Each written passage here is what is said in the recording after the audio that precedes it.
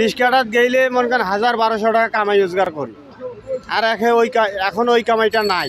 2 বছর আগে যে আপনি বাজার মানে চলাফেরা করছেন আর বর্তমান যেভাবে চলাফেরা করতেছেন এর মধ্যে পার্থক্য কতটুকু, এটি শুধু সংক্ষেপে বলুন। না, আগে ভালো ছিল। আগে কেমন ভালো ছিল? আগে অনেক ভালো ছিল, এই যে কামাই রোজগারও ভালো ছিল। রিক্সাটাত গেলে মনে করেন 1000-1200 টাকা কামাই রোজগার করি, আর এখন ওই কামাইটা নাই। এই যে আমরা কর্মসূচির কাজটা করি, এইটাও বন্ধ। কর্মসূচির কাজটা করি, এইটাও বন্ধ।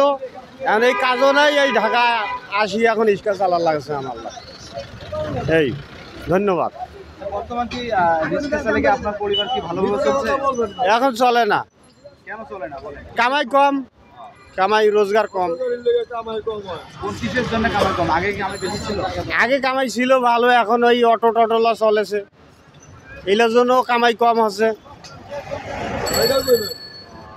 হ্যাঁ, অটো টটোলা চলে, এগুলোর জন্য কামাই কম। এখন সমস্যা। এই কর্মসূচির কাজটাও আবার বন্ধ করে দিছে। এই কাজটা করলেও চললাম, 10 গ্রামে চলিছিল ভালো, এখন এই কাজও বন্ধ। ধন্যবাদ। এখন এই সরকারের কাছে এটা দাবি যে কর্মসূচির কাজটা আবার চালু করে যেতে। এইটা ধন্যবাদ।